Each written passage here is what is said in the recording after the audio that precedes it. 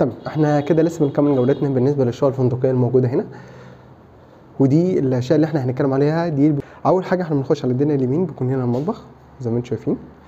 الغاز طبعا متركب، كل شيء تمام، مفيش اي مشكله. النظافه مش محتاجه ان انا اتكلم عليها زي ما انتم شايفين. بعد كده عندك الريسبشن، في ترابيزه اهي، وطبعا المروحه. كل الاماكن بيكون فيها الاجهزه الموجوده، بيكون فيها تلفزيون والسخان والمراوح موجوده في كل شقه. الحاجه زي ما انتم شايفين، بصوا، حاجه في منتهى الجمال بصراحه. الشقق الفندقيه الموجوده هنا في اسكندريه في منطقه العصافره، وطبعا الفيو مش هقول لكم احلى من كده يعني، حاجه في منتهى الجمال. ده الواحد يقعد في البلكونه دي وما يتحركش اصلا زي ما انتم شايفين.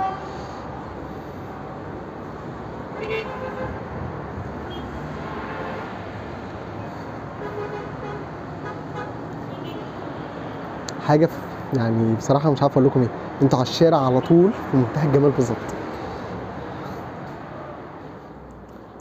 بعد كده المفروض احنا هنخش بقى نشوف دي اول اوضه،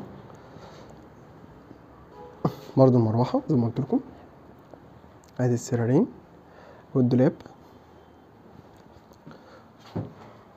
الفيو بتاعها زي ما انتم شايفين على الشارع. ادي تمام.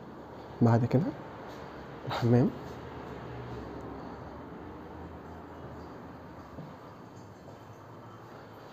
السخان، وطبعا البانيو. حاجه في منتهى الجمال بصراحه.